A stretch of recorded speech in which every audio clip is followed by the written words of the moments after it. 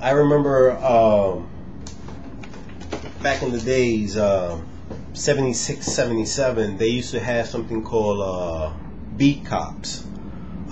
Beat cops were actually street cops, like they call them now, except they actually don't patrol the area in the car. They actually walk it around the street. You know, that's why they would call them beat cops.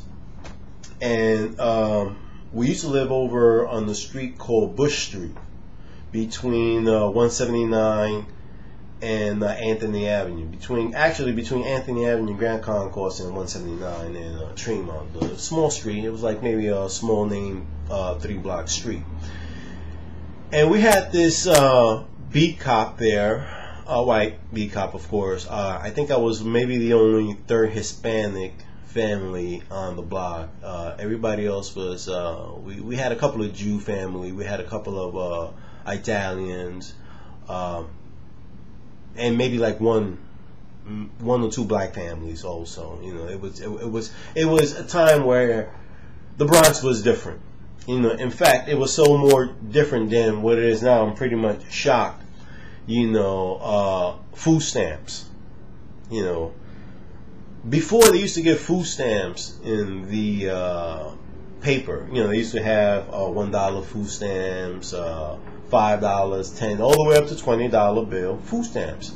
You know, and as a child here in the Bronx, you know, I remember seeing money exchange for whatever the cause may be, whether it be drugs, alcohol, groceries, whatever the case may be. Even on a cab, I seen food stamps getting used. Here's $20 in food stamps, you know. And my mother would actually wait inside the car for the change back too, from the $20 food stamps. That was really something, wasn't it?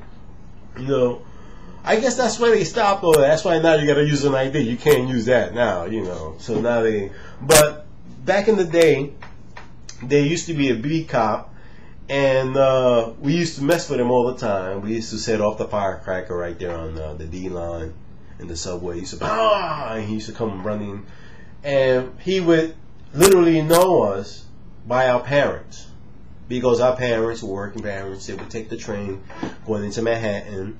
You know, he would see them on the daily basis, especially when they get out of work. So one day, me and this acquaintance of mine, we was trying to exchange food stamps.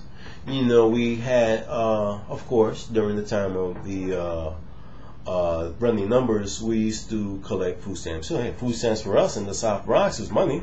Our $20 food stamp is like a $20 bill. If you had to go pay something for $20 in the grocery store, they'll take a $20 bill just as they'll take a food stamp bill. Hey, it's $20. So, you know, we had a little bag with maybe like, what was it, $120 in food stamps, and we would exchange it for about $150 in cash. That was another thing. We would run up here to Yonkers, and we would actually exchange this food stamp with somebody else. And I just, baby, hello? You know what? Hold on. Let me just call you right back because I'm on live right now, right, baby? All right, no problem. Excuse me, live audience. It's my beautiful girlfriend that just called me just to let me know. Sorry about the interruption. She's on her way over here. And as I was saying, you know, we had the bag in Yonkers. We had $120 in food stamp, and we were going to exchange it. We usually stand outside, you know, the shopping center, and usually people, or most of the majority of the people in Yonkers, believe it or not, at the time, would buy these food stamps from us. And my friend had one particular customer who I never seen before, and as we approached this customer in front of the grocery, or may I say in front of the supermarket at the time over in Yonkers, he was standing outside. The guy had regular clothes on. He was giving me his bag, and when he turned around, it happened to be the same beat cop that used to walk around our beat. So I got nervous, thinking it was a setup, but in actuality, he already was doing the exchange. He didn't recognize me, but I recognized him, and I let him know that I knew who he was, and he got startled. And the first thing he told me was, "I'm gonna tell your mom."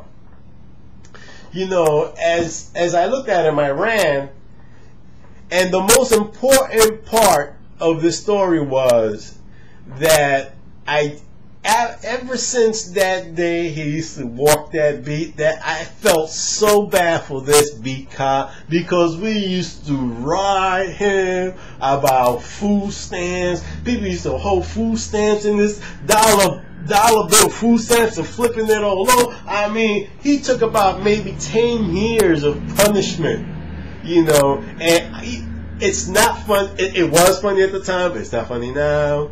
But I tell you what, he was the only one who actually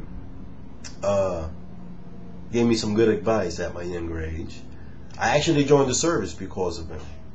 I'm not going to say his name, but you know who I'm talking, because you're watching this video too. Hey, you know, this is dedicated to you.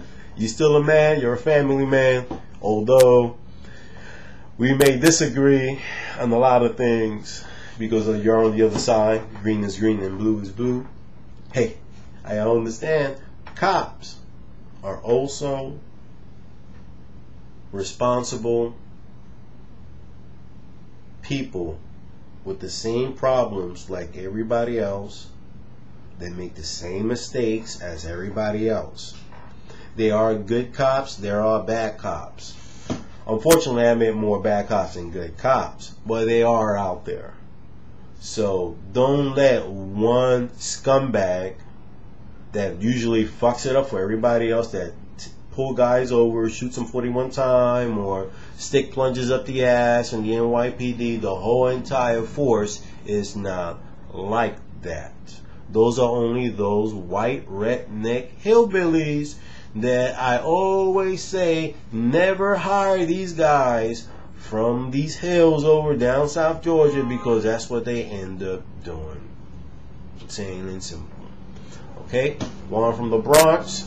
Thank you for coming to my show.